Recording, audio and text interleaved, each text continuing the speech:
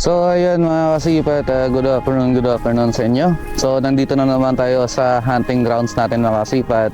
It's almost 1 o'clock in the afternoon mga kasipat, kasi hindi tayo early bird kung gumising kung umaga mga kasipat. So palagi tayo kasing puyat, kaya tanghaling tapat na tayo maminsan-minsan makagising. So for now, mag-ahan tayo mga kasipat ng mga wild doves, at yung kukunin lang talaga natin dito is yung mga spotted dove tsaka red dove mga kasipat, dahil sila po yung mas marami dito sa area na to.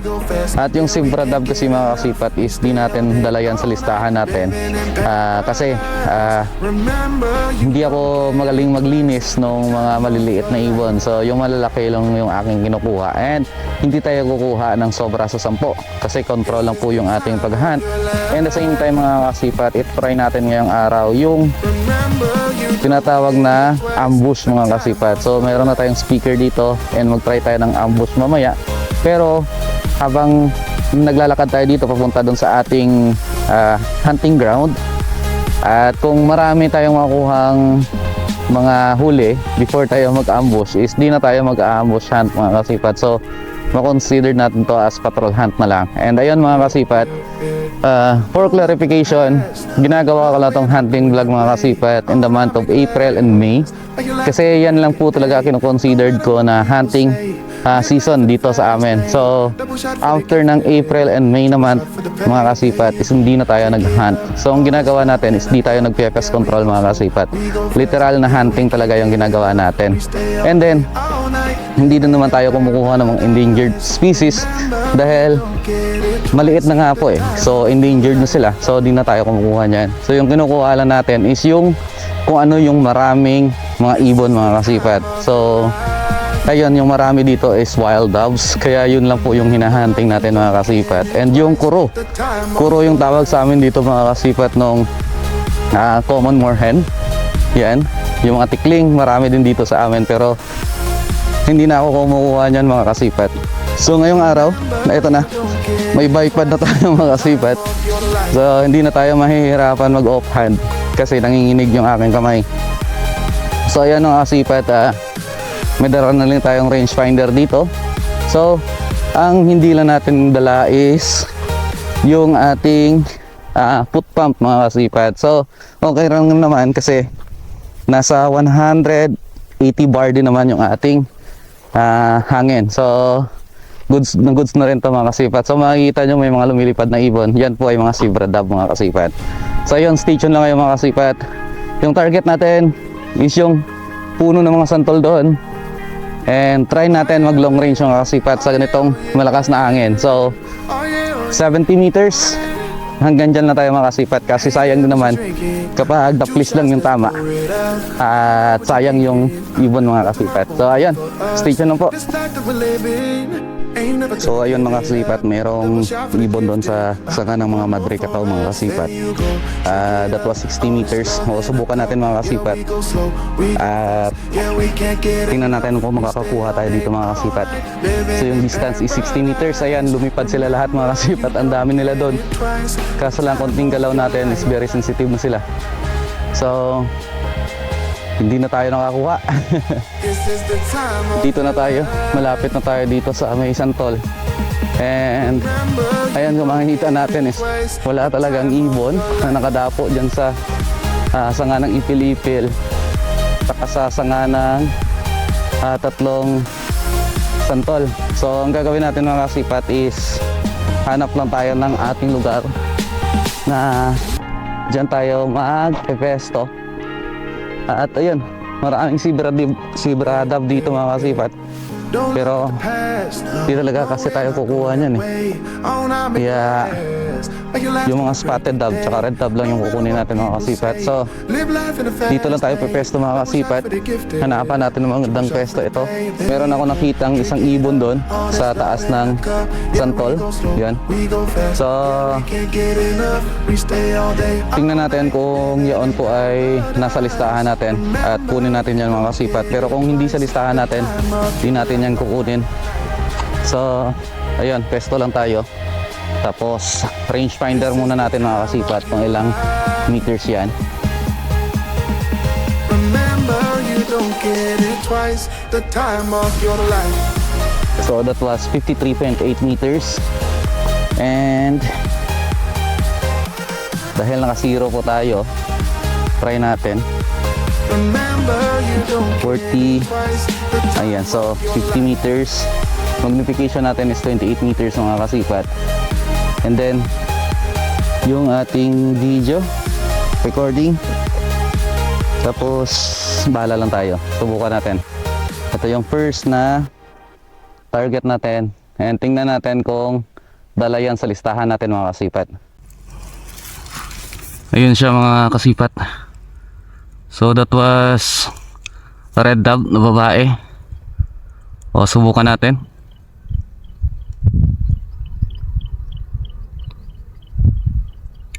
O hindi nakasa.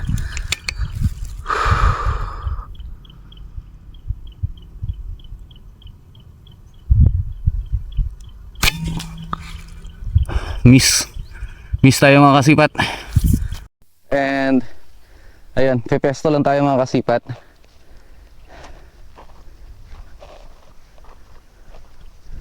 So dito lang tayo pepesto para hindi tayo makita ng ating mga targets. Ayan, etong area na to, dito lang tayo.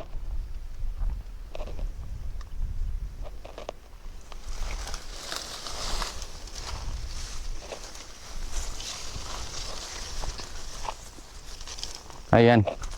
So dito lang tayo pepesto mga kasipat. Ayan o. So maglalagay tayo doon ng ating Bluetooth speaker. At tingnan natin kung may dadapo mga kasipat sa ganitong oras. So ayun mga kasipat, may dumapo sa doon sa kabilang santol. Ayan o. So red dove yun mga kasipat at 64 meters. So subukan natin. Pag hindi tayo tumama dyan mga kasipat, wala tayong magagawa.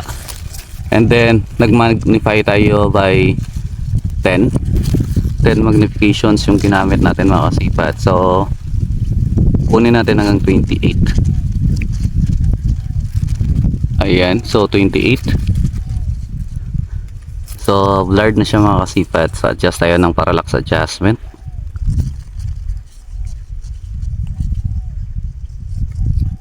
Ayan.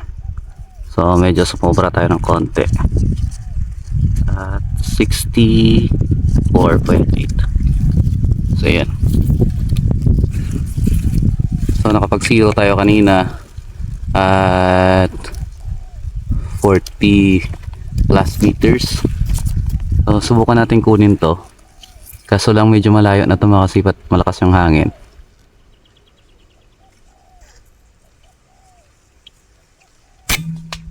Ayun, sa pool, laglag mga kasipat. So meron na tayong isa.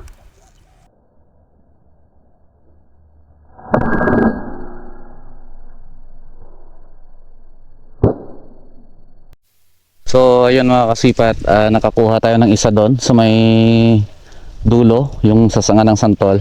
And then maraming dumadapo mga kasipat, pero hindi natin makita kasi nandiyan po sila sa puno ng mangga, dumadapo sa gitna, kaya hindi natin makita mga kasipat. So ang gagawin natin is punta tayo doon sa kabila para makita natin yung dapo, and then pag hindi na tayo makakuha, kukunin na natin yung tinamaan natin kanina mga kasipat. So change position muna tayo mga kasipat. Bale, kinuha na natin yung Bluetooth natin at mag-change position tayo. So doon tayo sa may Madre Cacao mga kasipat. Yan yung target natin kasi maraming dumadapo dyan kanina. Kinuha na rin natin yung Bluetooth natin mga kasipat kasi dyan tayo mag-change ng area natin, ng location natin. For now, kunin muna natin yung tamaan natin dito. So sana hindi mawala kasi may nakita ako kaninang mga pusa mga kasipat.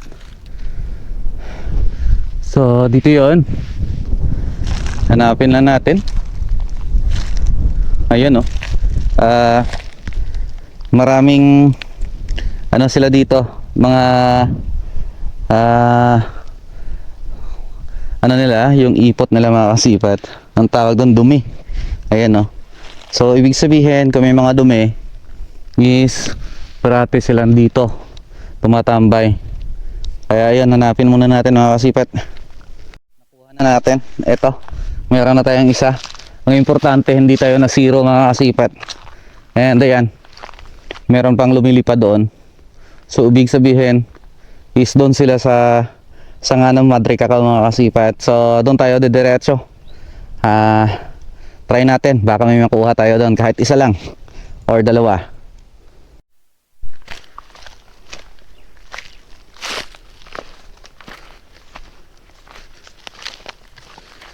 So tingnan natin yung puno ng yung Madre Cacao.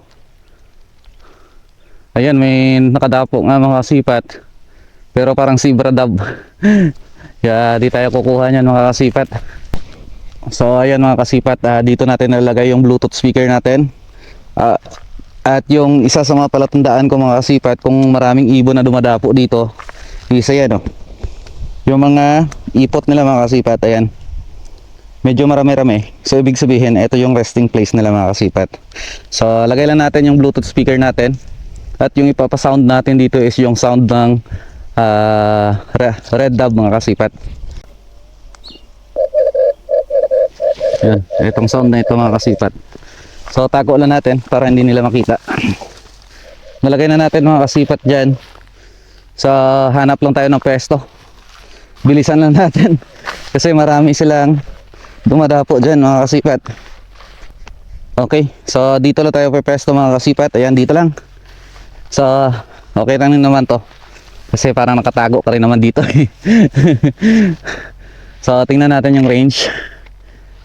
Malapit lang ito mga kasipat. Ayan, oh. May mga dumadapo na 45 meters. May dumadapo mga kasipat. So okay na rin. Recording lang tayo.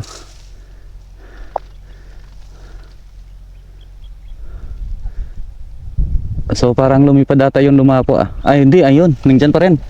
So wait lang. Ayan.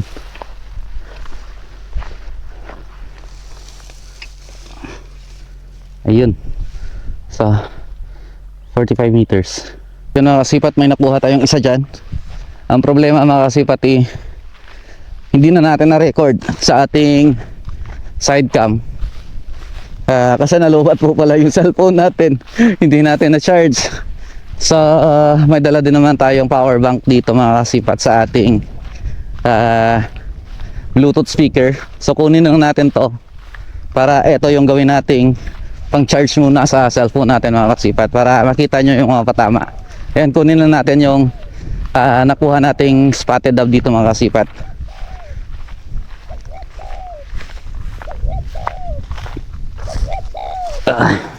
So ito is ilagay natin dito mga kasipat. Ayan. Saka pahirapan din kasi mga kasipat yung pag-target natin dahil po ang daming dahon ng Madre Cacao. So hindi po natin masyadong makita yung target. Kaya eto, baliin natin yung iba. Tapos ay naku, nalaglag.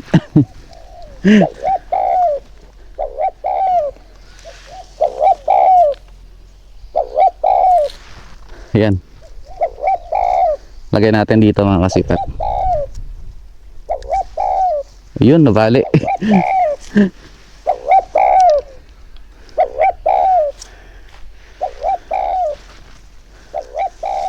Ayan, dito na lang natin nilagay.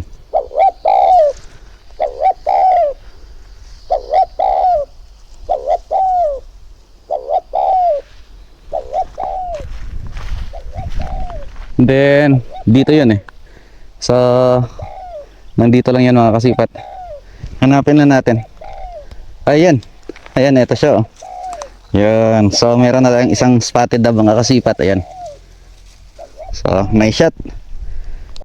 So ayun mga kasipat, eto na yung pagtatapos ng ating hunting ngayong araw. So ayan, titigil tayo mga kasipat kasi yung ating cellphone is hindi na makapag-record na kasipat ng ating mga patama dahil sa sobrang init.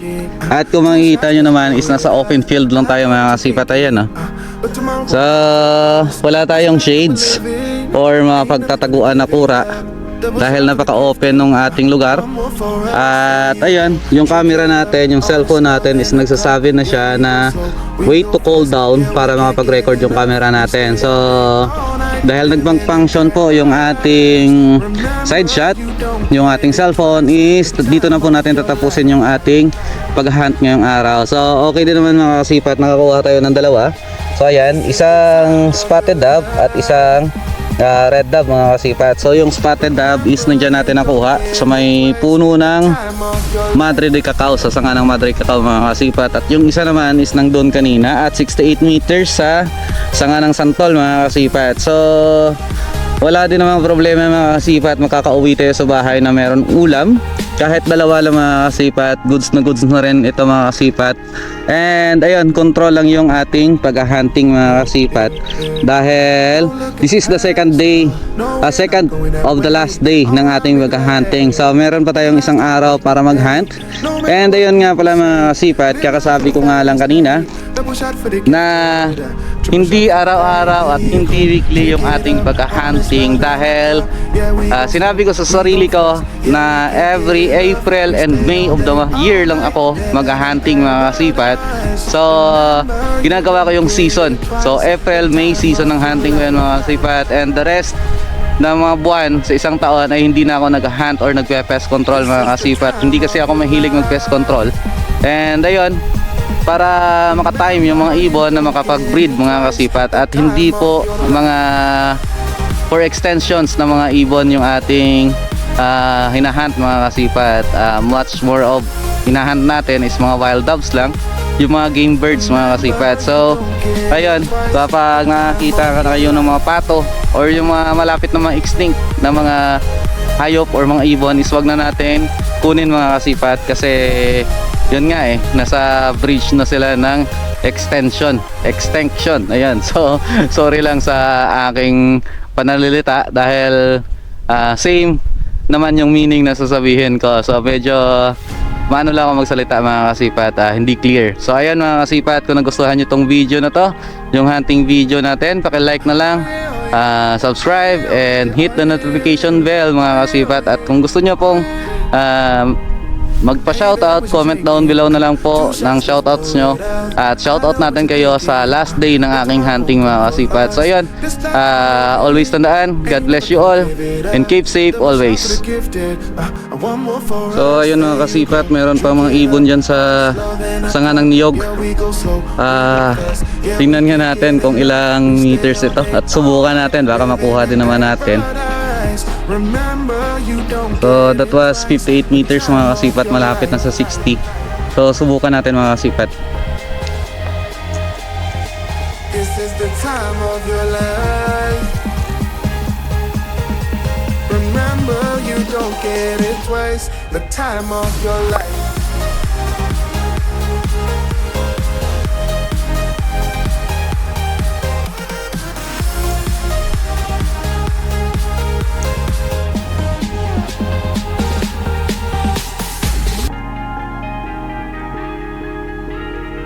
Ayan, red dove. Don't look at the past, no, we're not going that way. Oh, now make it last, make it last to the break of day. No matter what people Yun, say, sa pool. live life in the fast. So nakakuha pa tayo mga kasipat ng isa. So bali tatlo. So ayun, thank you. Uuwi tayo, mayroon tatlong natamaan na kasipat. So goods na pang dinner mga kasipat. Kakuha tayo ng isa dito. Yan yung hangin, very challenging. At ayun, nag-i-end na sana yung video natin, pero nakakuha pa tayo ng isa. So tatlo. Napakasaya ko mga kasipat, may pang ulam na naman ako. Tatlo. So ayun, hanapin lang natin dito. Medyo napagod ako doon. So dito lang yun, nakakasigurado ako. Ayun, eto mga kasipat, meters ay buhay pa. So tingnan natin kung saan yung tama. Ay, Nako, di tatagal to mga kasipat. Sa pakpak yung tama, pero may tama din sa loob ng katawan. Kaya ayan, thank you so much.